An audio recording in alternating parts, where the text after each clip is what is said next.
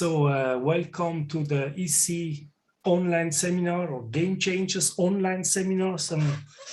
My name is Maurizio Falanga. I am your host today. I'm a director at EC of astronomy and astrophysics. And I am particularly happy, not only as Swiss, but I think as a world heritage, to have Claude Nicollier here, one of the astronauts who had more than 1,000 hours in the space, to give an online seminar on human spaceflight. Where are we going? So thank you, dear Claude, for accepting to give this seminar. I would like to introduce you, Claude Nicollier. He graduated as a physicist and astrophysicist in Lausanne and Geneva. And he was then also a Swiss Air Force pilot and airline pilot. And he graduated also as the class of '88 as Empire Test Pilot School. And but I think he's more famous since he has been selected in '78 for the first group of astronauts of the European Space Agency for full training as a mission specialist on the US Space Shuttle following an agreement between ESA and NASA.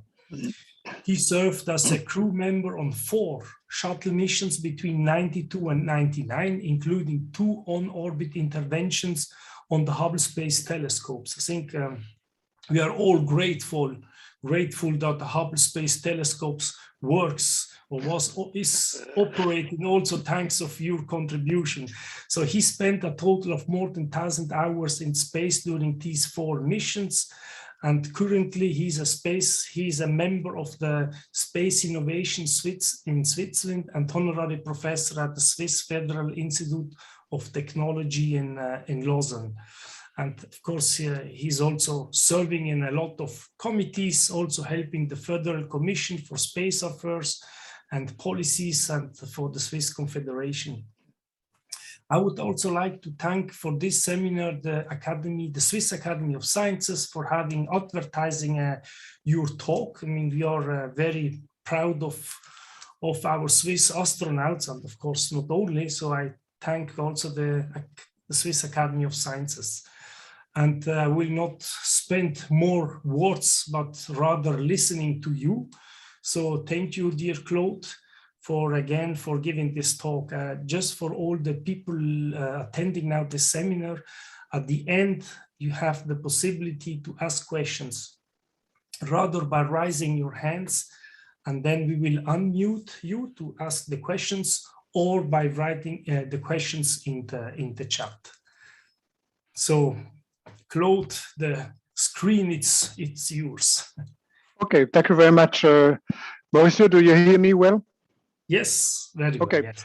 Okay, it's a really great pleasure to be here, and I'm very privileged to be able to give a webinar in this series. As mentioned before, I'm nearly intimidated because these webinars are at very high level. I followed a few of them, and I was very impressed by the high level. So for me, it's a challenge to keep the level of my presentation versus what is being offered here in this series. Hopefully, I will be able to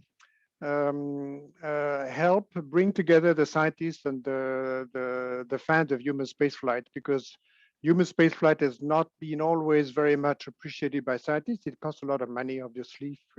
If we consider ESA or NASA, it's quite a lot of money in human spaceflight, and there's definitely science coming, but I will try to make the link between science, because I'm a scientist at heart, and I became an astronaut. In fact, I was even an astrophysicist at heart, but I had to stop research when I became an astronaut. And for me, it was an enormous privilege to be able to go to Hubble and do major repair work on the telescope. So I had a very happy career, being a scientist, a pilot, also becoming an astronaut, and serving the astrophysics in the best possible manner by working on Hubble.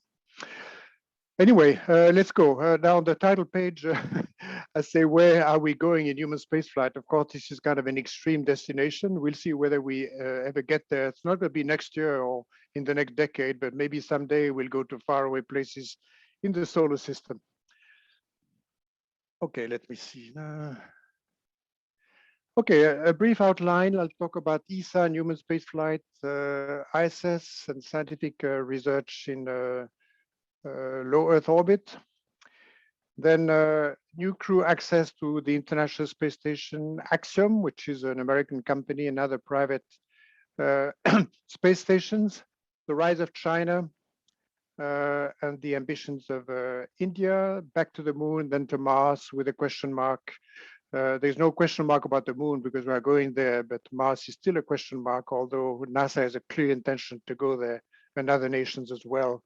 The amazing potential of Starship, the latest rockets built by SpaceX, Elon Musk.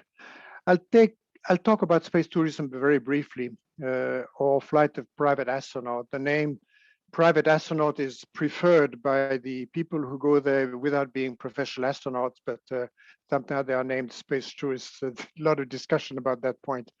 Then there are some reflections at the end. Anyway, I want to start with this statement and with two pictures that hopefully illustrate that human spaceflight is not only for science, but it definitely is also for science. As we know, the Apollo program, for instance, started launched by President Kennedy in 1961, a few weeks only after the flight of Yuri Gagarin. The objective was not science. The objective was political, a very high political objective, but it became a wonderful source of science on the moon. And of course, the International Space Station, we do a lot of science on board.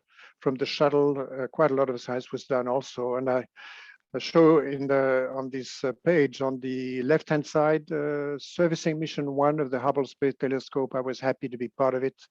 We are just on north of Australia, and that was the last out of 5 spacewalks where we did some work on the upper part of the telescope, doing thermal covers on magnetometers. We exchanged the solar rays also on that spacewalk. You see the new solar rays before they were unfolded. And on the right-hand side, you have a picture showing some work done on the International Space Station, Gennady Padalka, an American astronaut, doing some experiments in life science. Again, I insist on that because I think it's very important. Human spaceflight is not only for science, but it definitely is also for science.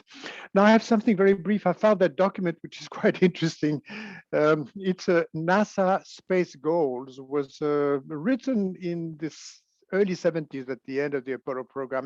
I'm not going to go through everything, but let's look at the goals, the so-called long-range goal for 2000, interplanetary travel, provide through space progress the best that can be provided for world of 2000, applications, communication, information management. We could add now sustainability, of course, but at that time it was not a term that is much used. An increase knowledge of the universe. And the very long range goals were colonize some places or places in space, some place or places in the plural in space. Interesting. And obviously that very long range goal is being established now through the Artemis program going to the moon in preparation for going to Mars with human flight. Now let's come back in the past and in the ESA entry into the human spaceflight era toward the end of the 70s. At that time, it was very clear that Europe wanted to do human spaceflight for the benefit of science. And the entry of the European country through ESA, at that time there were 11 member states only, into human spaceflight was through the manufacture and delivery of a space lab, a space laboratory to be installed in the payload bay of the shuttle. And in order to make use of the shuttle for science. And when the first recruitment of European astronauts took place, they were going to be specifically scientist astronauts. And here you see the selection started in 1977, and there was kind of a pre-selection. There were 4 of us. Franco Malerba on the left-hand side, Wubo Ockels, then Ulf Merbold and myself on the left. And again, we were so-called scientist astronaut. The goal was not for us to be trained fully on the shuttle, but to perform experiments on board and not be involved in spacewalking or robotics. Later, this was changed, and typically I myself eventually followed a full mission specialist training, which was not specifically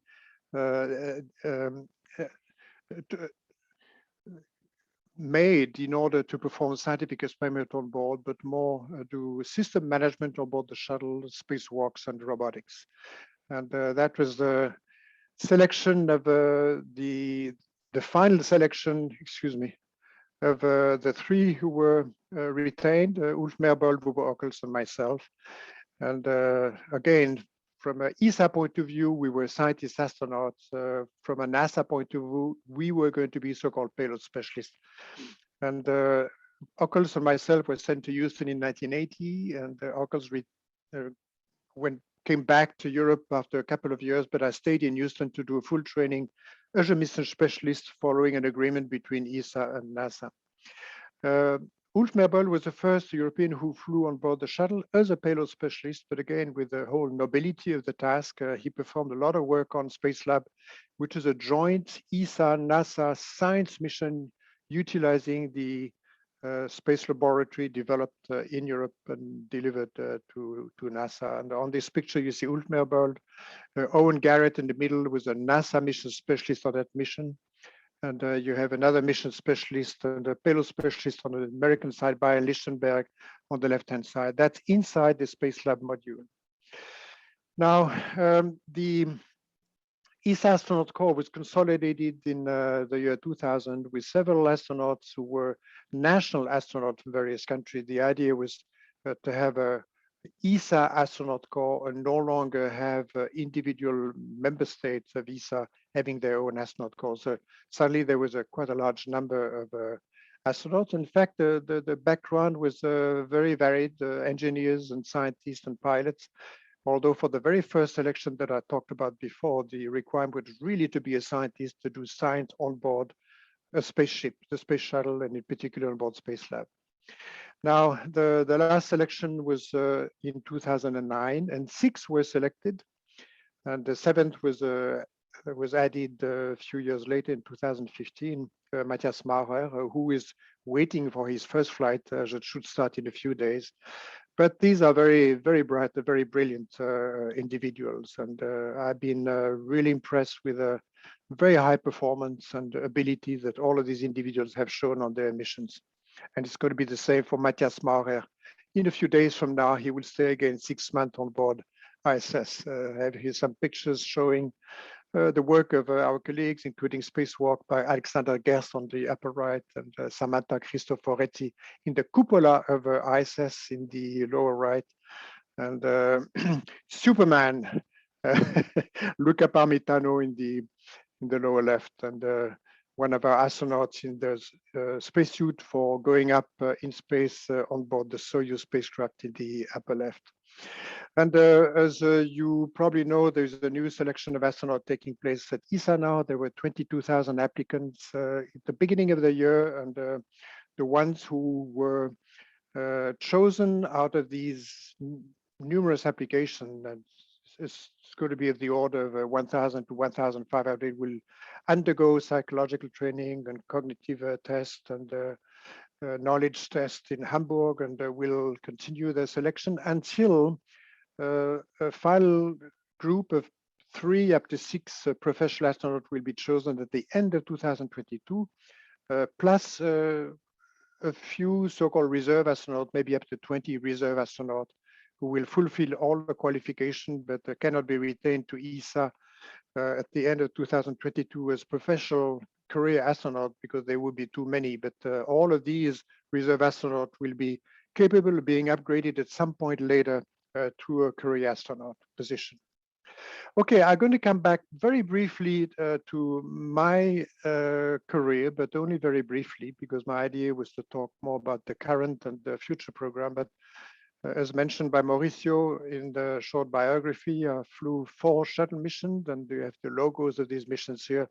1, 2, 3, 4 from left to right. And the two missions, the number 2 and number 4 in the bottom, were servicing mission of the Hubble Space Telescope. The others were more dedicated to science, in particular in the test of a so-called tethered satellite deployed upwards at the end of a electrically conductive cable in order to generate electricity, electromotive force, and through the ionosphere we could close the loop and get a system that was generating electrical power, which means not only voltage but also current going through the ionosphere, and a copper core inside the cable.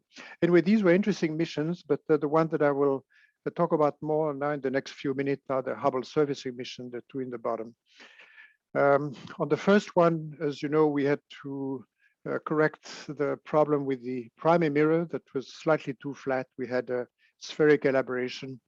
I was, for that mission, the onboard engineer and the robotic arm operator. You see on the upper left, I'm operating the robot arm to capture the telescope, install it in the bay, and also to support all of the spacewalks. And on the right, you see the installation of one of the optical correctors, COSTAR, inside the telescope, replacing one of the scientific instruments. Of course, we changed also the wide field and planetary camera, went from number 1 to number 2. The number 2 had all of the optical components inside the camera to correct the wrong shape of the primary mirror. This was a wonderful mission. For me, it was really the best mission of my career. It was a privilege highlight of my astronaut career to be able to go to Hubble together with the 6 American crew members, 5 men and 1 woman, and do this major repair work on Hubble. It was a huge privilege, and it was hard work.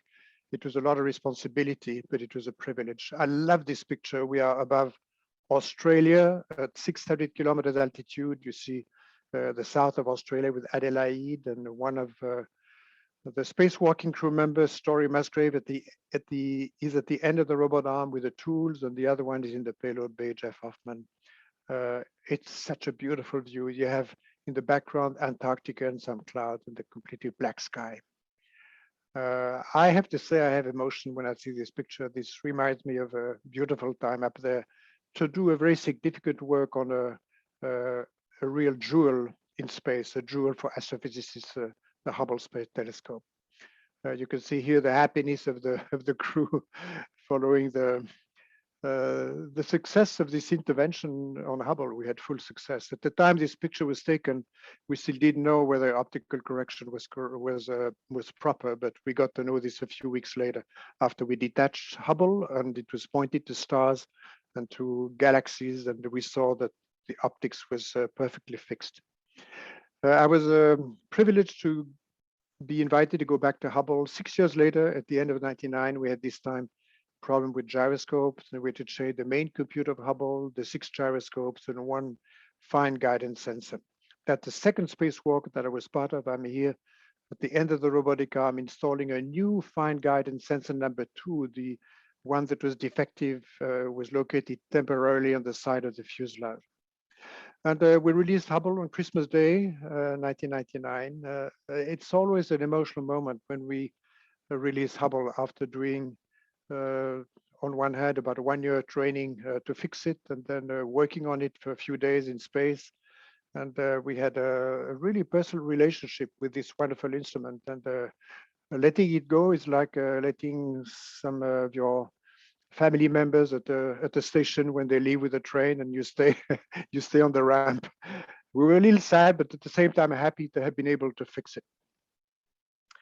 Okay, I won't talk about my involvement anymore, but just wanted just to give you an idea of my position. Again, I was an astronaut, but I was very much an astrophysicist in heart, and working on Hubble again was for me a huge privilege. The International Space Station will continue to be for a while a major destination for human spaceflight. And of course, we have other destinations now. We have the Chinese space station that is being occupied by 3 taikonauts right now. And soon we'll have the Indians going to space. So ISS is not the only one. And of course, we'll have the Artemis program back to the moon pretty soon with many countries joining the US in this return to the moon. Now, I'm not going to explain the detail of that, but that's a manifest of human spaceflight. And there is the red arrow showing when it was published. Now we are rather here. But you see in the bottom all of the missions that are planned to the International Space Station. And typically these large bands are 6-month duration increments, like we say. The one in purple here, the one that will start very soon, probably on Saturday, with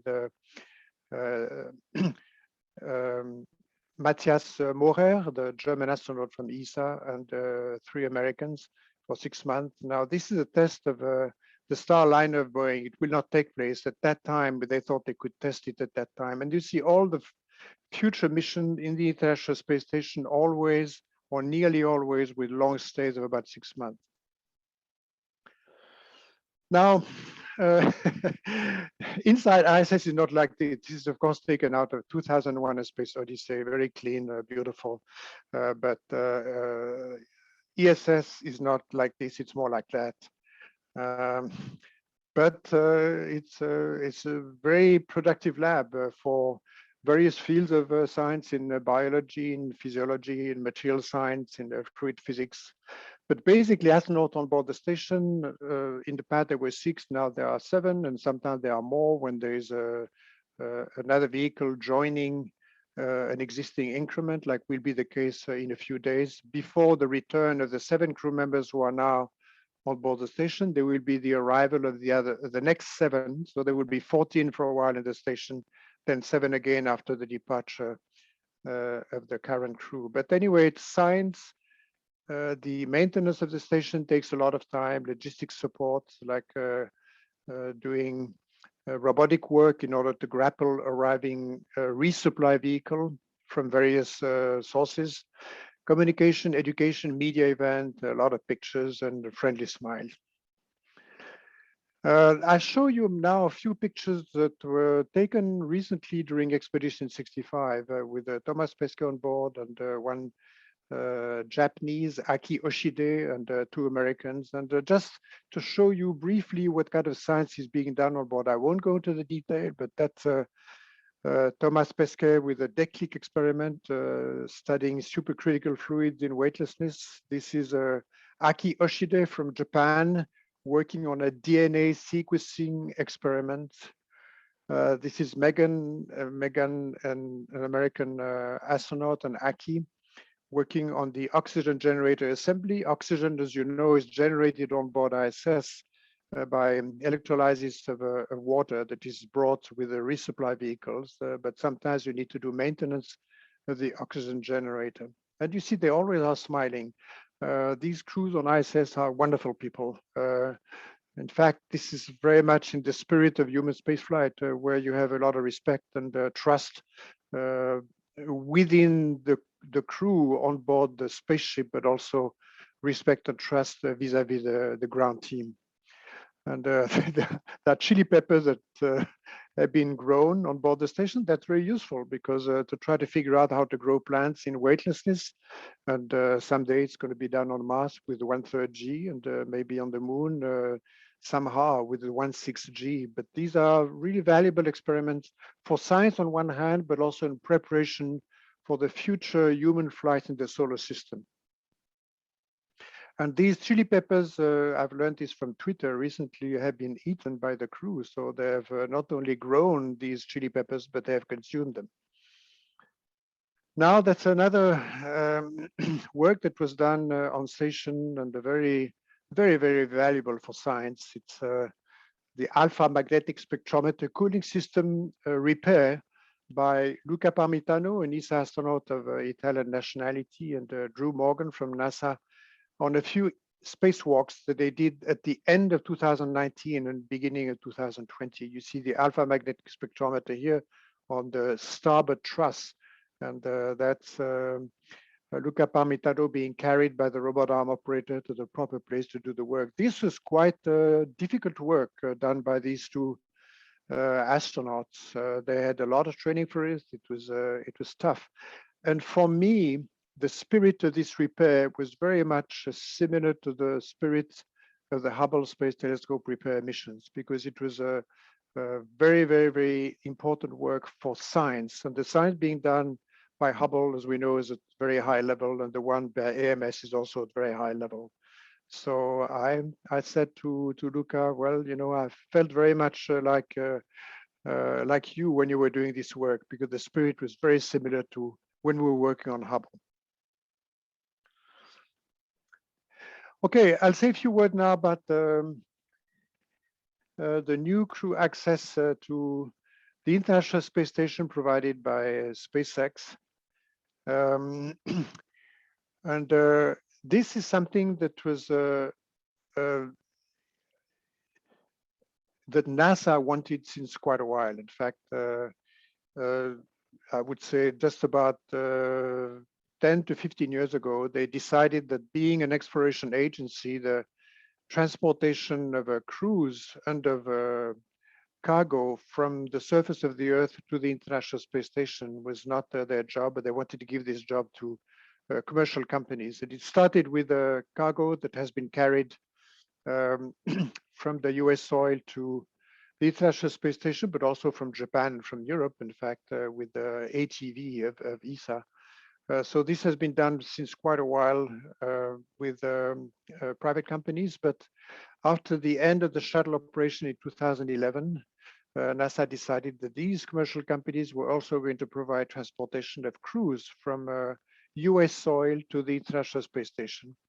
And the two companies were mandated to do this. SpaceX with the Crew Dragon, the Dragon being the freight transport capsule, and Boeing with the Starliner. Boeing has taken some delay with the Starliner that hasn't flown, but Dragon has been used since quite a while to do freight transportation to ISS. And the Crew Dragon has been flying since the beginning of 2020 with the first test flight.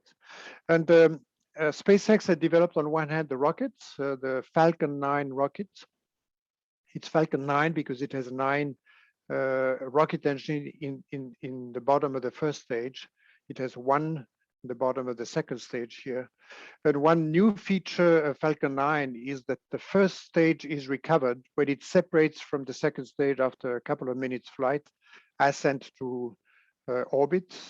It's being steered down to either a barge or boats in the Atlantic Ocean for liftoff from Kennedy Space Center, or sometime, depending on the performance, it can come back to land and land close to the launch platform at Kennedy Space Center. That's quite a remarkable achievement by Elon Musk and the SpaceX. And you see here the rocket to Kennedy Space Center. That's the Crew Dragon, again used for the first time at the beginning of 2020, but then it took 2 crews, Crew 1 and Crew 2, to ISS at the end of 2020 and in the spring of 2021. And again, that's quite a remarkable achievement, the high performance of and the skill that has developed within these companies, in particular SpaceX. And this is the crew on board the Crew Dragon. The commander is here, the co-pilot is here, and the 2 other crew members are so-called mission specialists. They don't have a lot to do during the ascent and the entry, but this is their accommodation inside the Crew Dragon. And here you'll see the liftoff of the Falcon 9 rockets. Are you ready for liftoff? Let's go.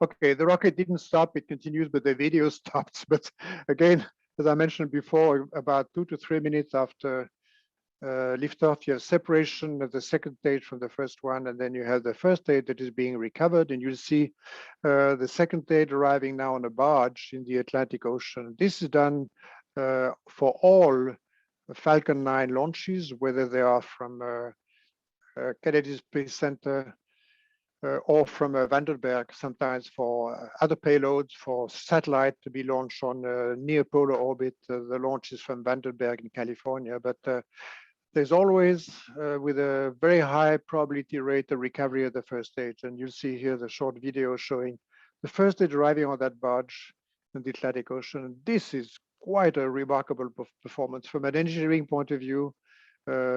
propulsion, guidance, steering. It's a remarkable achievement. Now, the Crew Dragon is nearly entirely automatic. This is a picture that I took, in fact, during the last arrival of crew number 2. It was in April this year. Arrival to the International Space Station. You have 3 screens. In the middle, you see the trajectory of the Crew Dragon coming. That's the station here, arriving from behind and below. Then it does this loop. That's a relative trajectory on a reference frame centered on the target, which is the station, and with a z-axis to the center of the Earth, x in the direction of the velocity vector. But that's going to be the trajectory of the Crew Dragon, and then coming straight to ISS from the front. But you see the commander on the left and the co-pilot on the right, they have their hands doing nothing. So this whole procedure is automatic. I remember doing a rendezvous with Hubble, for instance, with the shuttle. It was done manually by the commander. Then the robot arm operator was capturing the telescope. But this is quite a remarkable achievement of SpaceX to have a very reliable system, and the automatic is very reliable. But of course, there's always the possibility to take over manually, but not through hand controllers, but using the touchscreen. That's the Crew Dragon. I'm checking the time. Yeah, that is docked to the International Space Station. You have the ISS here on the left-hand side. You have here one resupply vehicle, a Cygnus resupply vehicle. You have the so-called Node 2 of ISS. You have the Columbus module, the European contribution to the International Space Station. Behind the Node 2, you have the Kibo module, which is the Japanese module. Anyway, you have the Crew Dragon that docks in the forward portion of ISS at the same location where the shuttle was docking in the past. And I just showed the difference between the cockpit of the Space Shuttle. This is the aft flight deck of the shuttle. Typically, when I was a robot arm operator, I was operating the robot arm from the right-hand side of the aft cockpit, and the commander, when we were approaching Hubble, was on the left-hand side of the aft cockpit, commanding rotation of the shuttle with the rotation hand controller translation here. Anyway, this was the environment that I was familiar with in the Space Shuttle. That typically a cockpit of the 70s with a lot of switches, and that the cockpit of the Crew Dragon with touchscreen. You do everything through touchscreen. Basically, no switches, all through touchscreen. Quite a difference. But you know, the job was done with the shuttle. The job is done with the Crew Dragon. It's just a different generation of crew interfaces. And also, I want to show very briefly the change in the suits. Now, what you have is a high fashion suit of SpaceX. It's really high fashion. This is what we used in the shuttle. It was a shuttle launch and entry suit, the orange suit. This was a suit of John Young and Bob Crippen for STS-1, the first space shuttle flight in April 1981, 20 years exactly after the flight of Yuri Gagarin. Okay, let's come back to the International Space Station, and what will happen with the station toward the end of the decade? It probably at some point will be deorbited, pretty much like Mir happened to Mir, because, you know, in 2030, this ISS will be 30 years old, and there is aging, and it will be time sometime between 30 and 35 maybe to deorbit it. But in the meanwhile, you have commercial companies, again, the rise of commercial companies, and in particular the Axiom company that is adding modules to the International Space Station, of course, in full agreement with NASA. And the idea is to use this complement to ISS for commercial and private utilization. You see here a big cupola. That's going to be a room that will allow the commercial astronaut or the private astronaut or the tourist to have a beautiful view of the Earth, which is in the bottom of the picture here. So modules are being added to ISS by a commercial company for commercial purposes and private purposes. And at some point when ISS will be deorbited, so the Axiom station will become totally autonomous station. After 2030, it will be equipped with solar array, the attitude control system, and it will be fully autonomous for, again, commercial and private purposes. There's another company. I mean, there's a lot of private companies now creating designs and starting to build, to assemble a future space station. Sierra Space. In the past, it was called Sierra Nevada Corporation, and it developed and will use the Dreamliner. It's excuse me, not the Dreamliner, a winged vehicle that will be used, Dream Chaser, excuse me, the Dream Chaser that will be used to bring freight and cargo to the International Space Station. At some point, it may be upgraded to a human vehicle, but initially it's going to be, its function is going to be bring freight to the International Space Station. But the same company, Sierra Nevada Corporation, that became Sierra Space, is developing now a private space station, pretty much like Axiom does, but totally independently of the International Space Station. That's the inside of that private space station of Sierra Space. That's an artist's view of the inside. Any volunteers to go in that station? Now, there's another station, but this is a station that is built through the services of a professional space agency in China.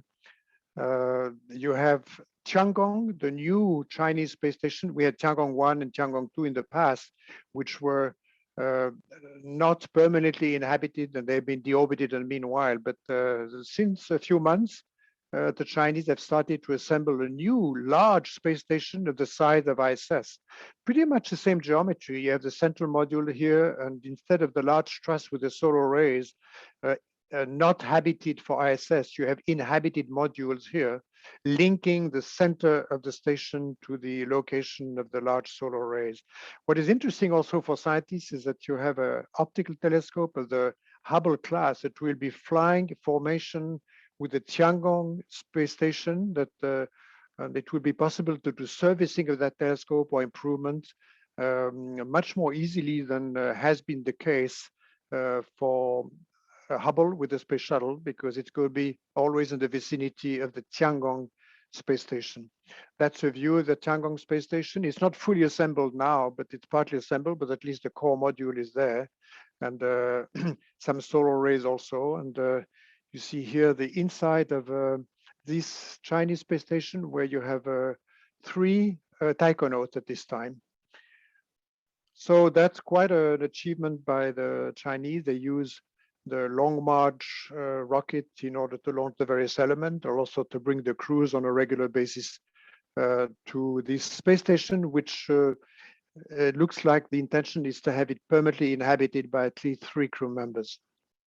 Now, the Indians are also doing something in human spaceflight. It has taken a little bit of delay, but you see here the module that they are developing, and the idea is to have, starting in about a year or year and a half from now, mission duration of up to 7 days. It doesn't look like they have the intention to operate their own space station or to link their module with existing space station, but at least it's a beginning for them of human access to space with their own system. They do not cooperate with anybody for this program. They do this entirely autonomously. Okay, checking the time. I'm getting close to the end now. I'm going to talk now about the Artemis program, back to the moon for the US and to the moon for the first time for the other partners. The idea is the following. It's been launched about 2 years ago in 2019. The idea is to reach the south pole of the moon by 2024 by 1 American woman and 1 American man, and then build up a moon base at that location at the south pole of the moon. The moon base should start in 2028. And the official goal, when you look at the official document of Artemis, is really to prepare NASA and their partners for human missions to Mars. But of course, there's a lot of science that can be done on the moon also. And several countries have signed the so-called Artemis Accord, pretty much like the International Space Station Memorandum of Understanding. And ESA has signed it, the Canadian also, JAXA, and the Emirates also, that has a space agency, also signed that Artemis Accord, and other countries have joined or will join soon.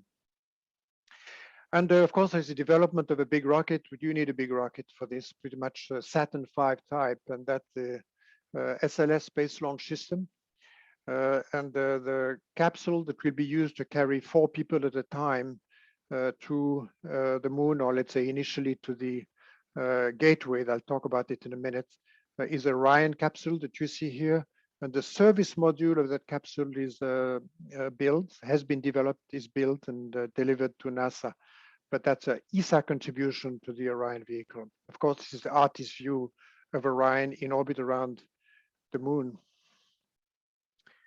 Right, that's a base at the South Pole. Of course, the South Pole is a good idea because you can have nearly permanent sun if you are at the rim of these craters. You could be in permanent shadow if you are inside these craters where there is, it looks like there is ice because it's permanently in shadow. You see the Earth here. The Earth will be remaining pretty much in the same location. Will be going up and down. Sometimes it will go below the horizon, sometimes up. But the sun will be moving in 28 days pretty much along the horizon. And again, if you're at the proper location, you can be in the sun, you can have solar power stations. And if you want to be in the shadow and get ice, you go inside the craters. Quite a smart idea to go to the South Pole of the moon. Any other part of the moon, it's equatorial region or mid-latitude. Of course, you have 2 weeks of sun and 2 weeks of shadow with very cold temperatures. South Pole is the way to go. I mentioned briefly the Gateway, which is going to be kind of a space station on a cislunar orbit, basically orbit around the moon, but orbit which is going to be quite a lot deformed by the attraction of the Earth, because it will be going pretty far away from the moon, but basically it's going to be moon orbit, a very high eccentricity. And Orion will be docking to the Gateway, and then from the Gateway, there will be departure of the lunar landers to the moon surface.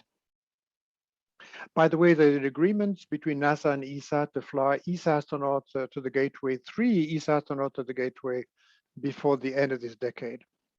That's a contribution of the various partners to the Gateway, including the European Space Agency providing some element, and JAXA also, and the Canadian providing the robot arm. The rest will be NASA equipment.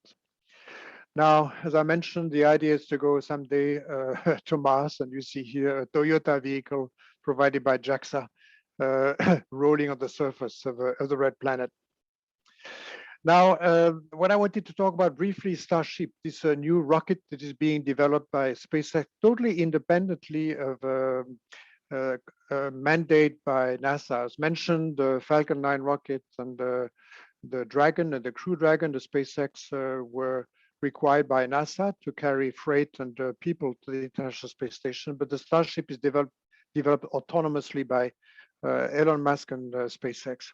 And it's a big rocket, and the idea is to have the second stage, the first stage, to be able to carry a lot of load and up to tens of people, not only to the moon, but to Mars. This is Elon Musk. I took this picture at the International Astronautical Congress in Adelaide in 2017. And this is Elon Musk, and he was talking already at that time about his obsession of humanity becoming a multi-planet species. He has very bold ideas about this, and this is great. I mean, this is very stimulating. And I have a short video showing the work being done in Boca Chica for the development of the Starship, and you'll see tests of the second stage of the Starship and the recovery of the Starship second stage, and you see the preparation of the first stage. Together, first stage plus second stage should be going to orbit hopefully next year, probably next year.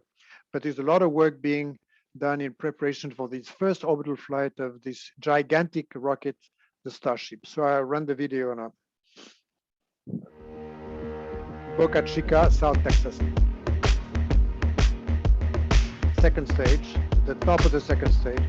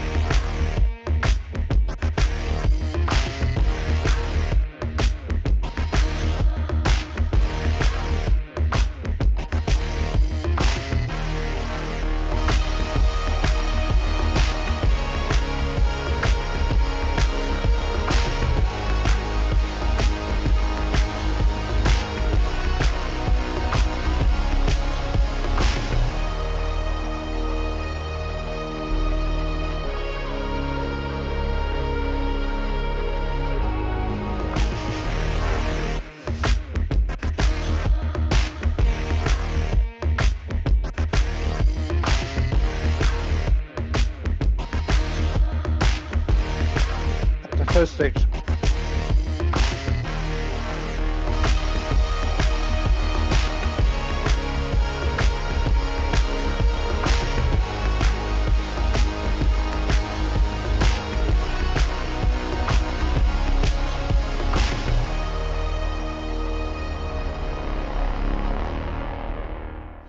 And again, the Starship will be an entirely reusable rocket as well, the second stage and the first stage. And you saw in the video this flip maneuver that the second stage is doing prior to landing on its tail, pretty much like the Falcon 9 first stage. Okay, very briefly now, I have for just a few minutes space tourism.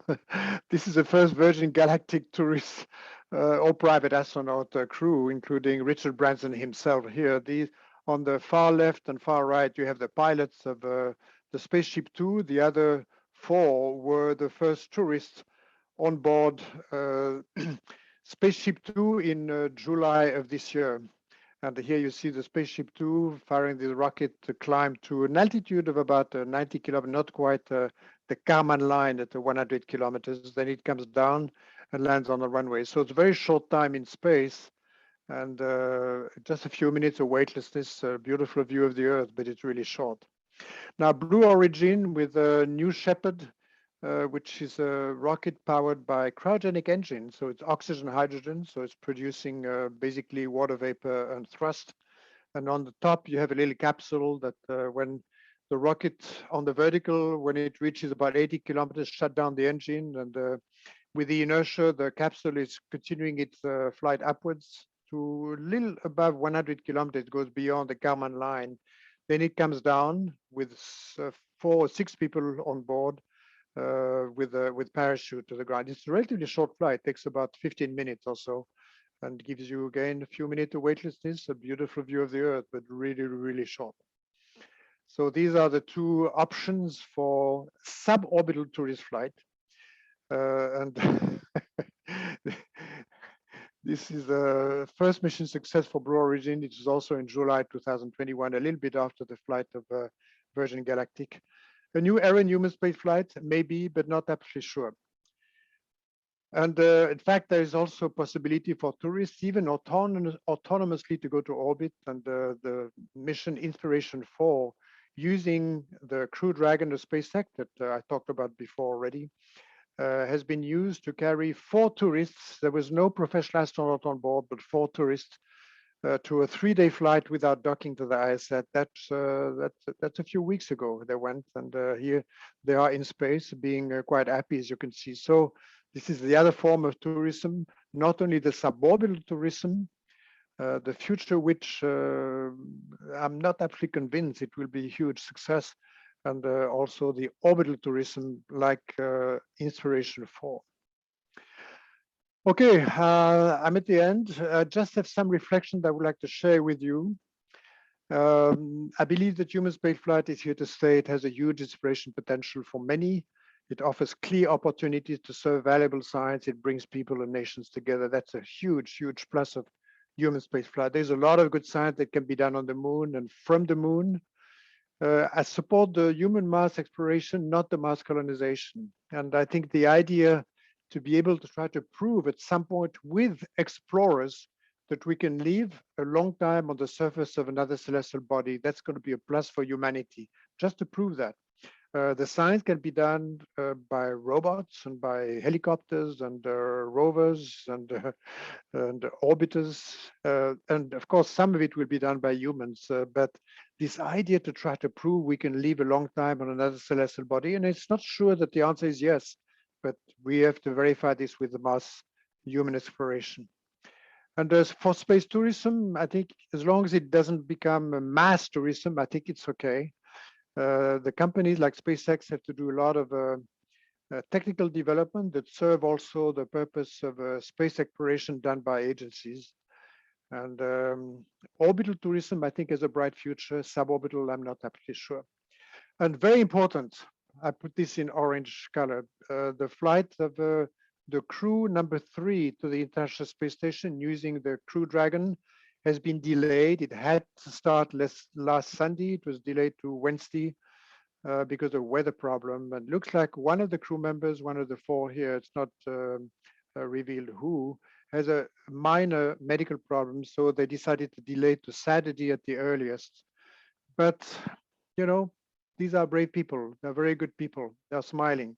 They are talented people. They serve us. And we wish them a safe journey to space and a happy and productive stay on ISS. Thanks for your attention. Dear Claude, thank you very much for your beautiful talk. And now I would like to I stop share. Yeah. Now I would like to ask if some of you have questions. You have two ways to ask questions. One is by raising your hand or writing your question in the chat. And we have already the first one who is raising his hand, and it's William Wall. So please ask your question. Hello, do I come through loud and clearly? Okay, I can read you, William, yes? Okay, great. Yeah, really enjoyed your talk. Yeah, I like the idea of testing whether people can live in space for a long time. Of course, it seems to me like the celestial body you want to start on is the moon. If people can live on the moon a long time, that's a great way to test if we can live a long time in space. The difference, of course, is that we're much closer to the Earth, so you can always rush back to the Earth, or the Earth can supply them with whatever they need. With Mars, you're much further away, so you have to be much more self-contained, much more independent. So what other differences would there be, say, in testing whether people can live on Mars as opposed to where they're living on the moon? Well, I guess in terms of resources, obviously Mars, on one hand, has a somewhat of a better climate, if I can say.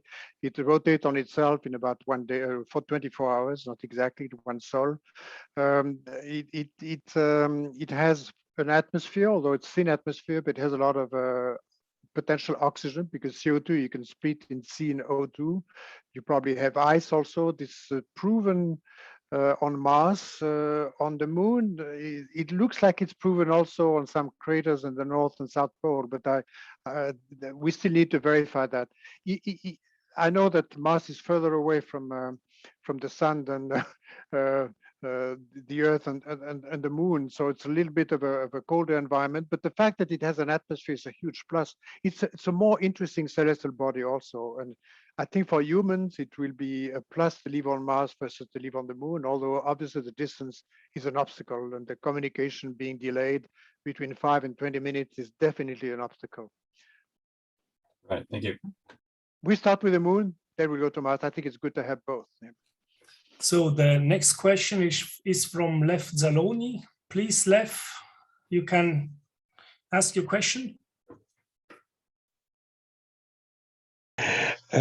Claude, you said that, sorry, you said that ISS is for science, not only for science, but for science definitely.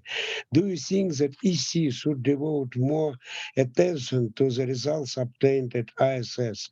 There are very few international teams on ISS Science and are always advocating for it. What is your opinion? I think it's a good idea. Of course, it's a kind of science that is not at the center of the EC preoccupation. You know, EC is more for astrophysics and planetary science and space physics in general, and not so much in biology and physiology and material science and fluid physics. So it would be a new area for EC to a certain degree.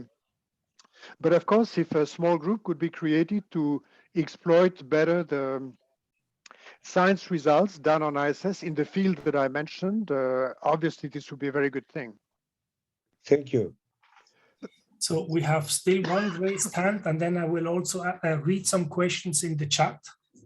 The next one is John Czarnecki. Please, John, ask your question. Hello.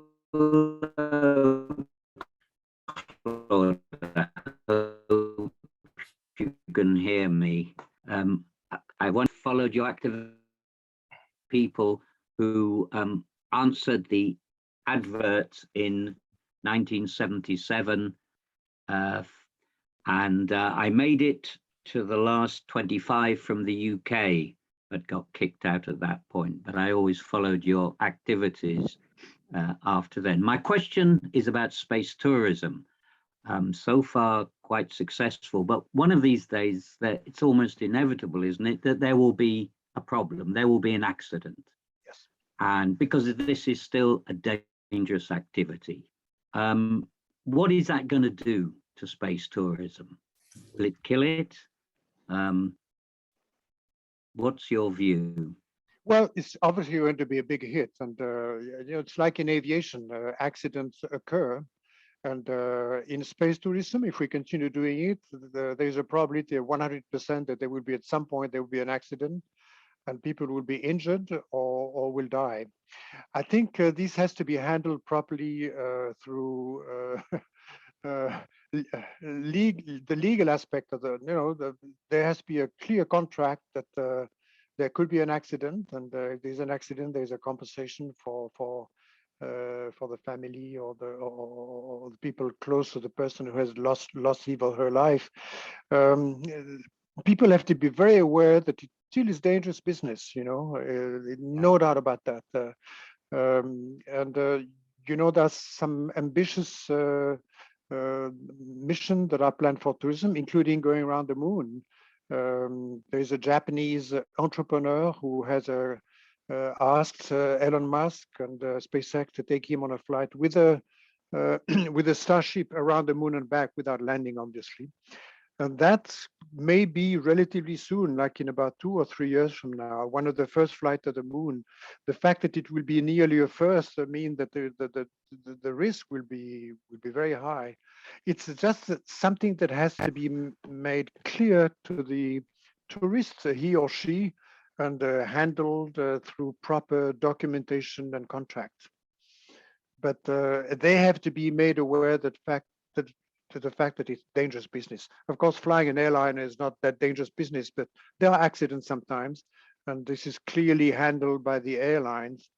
And space tourism should be handled even in a stricter manner by the companies, because the risk is significantly higher than flying an airliner, obviously. Thank you.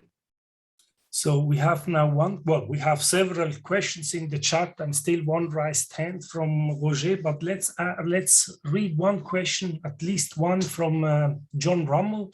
So excellent presentation. Do you think that the gateway will actually serve the lunar South Pole landings or returns? It seems that the planet orbit precludes a quick return to the gateway from the PSRS.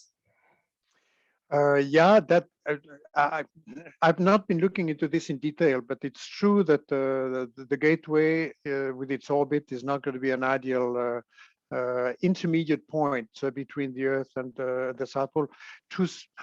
This will be resolved somehow, but I don't have really a solution to that.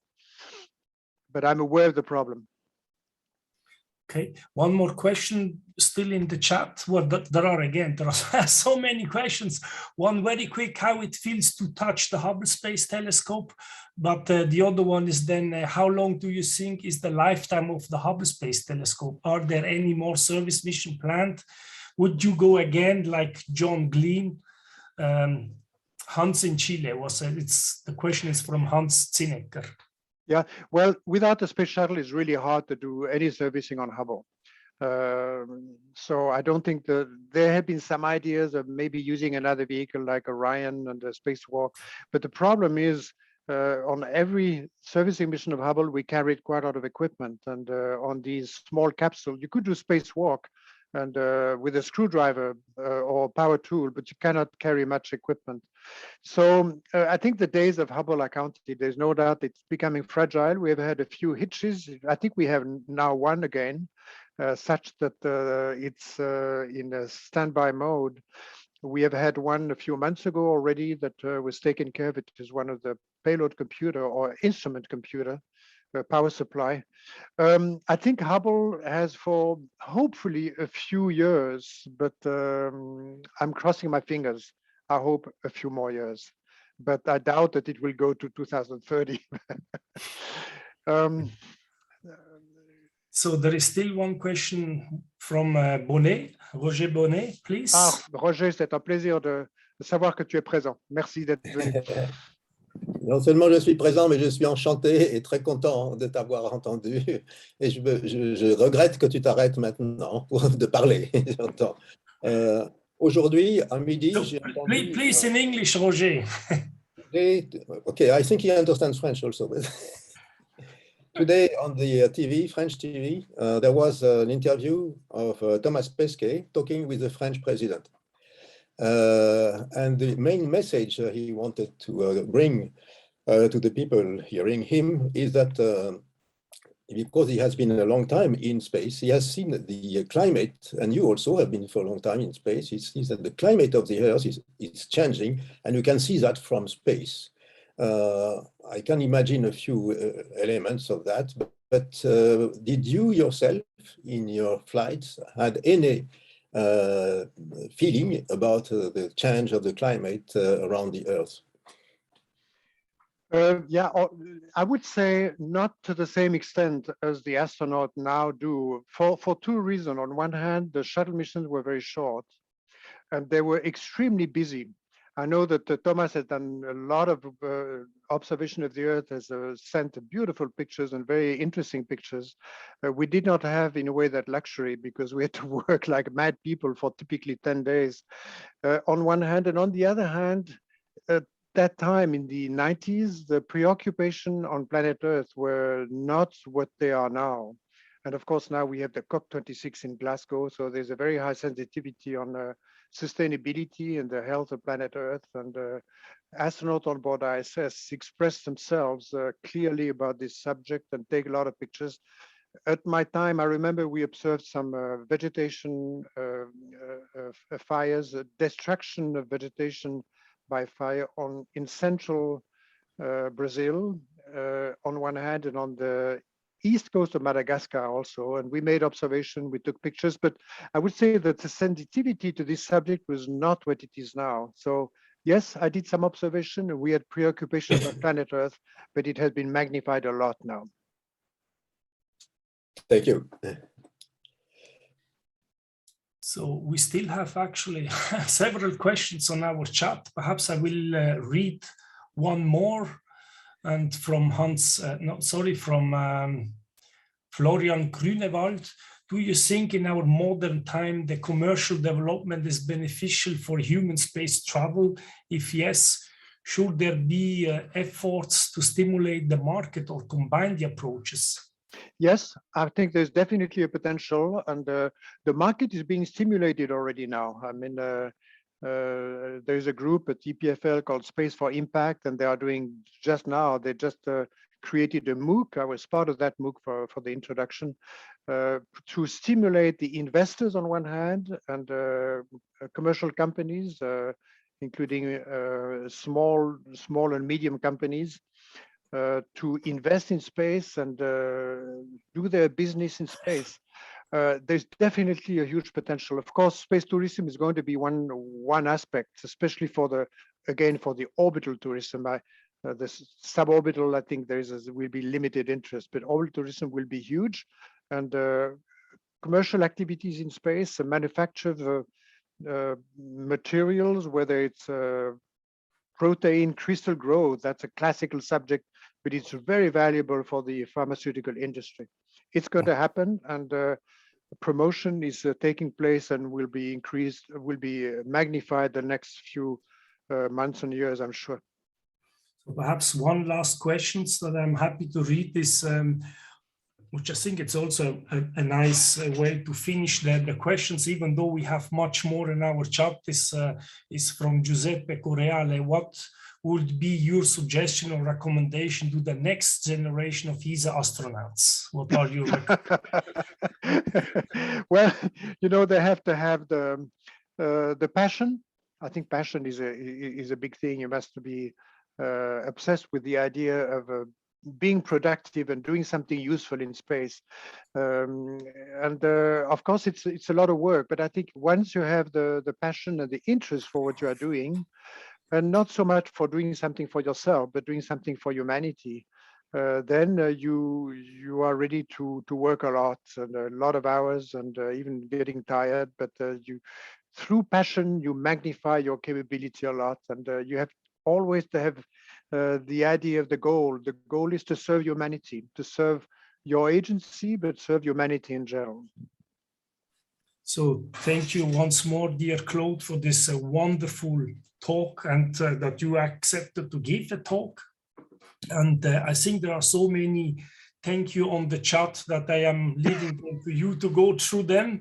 And as you know, the EC Space Science series on the Game Changer series, it's scheduled every Thursday, but next Thursday, there will be no Game Changer seminar, since at EC we host the Science Committee meeting. So the next Game Changer seminar will be on November 18th. It will be on Earth radiative budget and energy imbalance observed from space, and it will be given by Benoit Messignac from the CNES in France.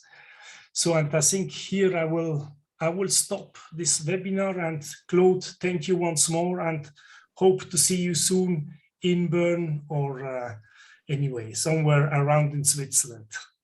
Thank you for giving me the opportunity. Again, I felt very privileged to be part of this very nice series of webinar. I'm honored to have been on it. Thank you. Thank you.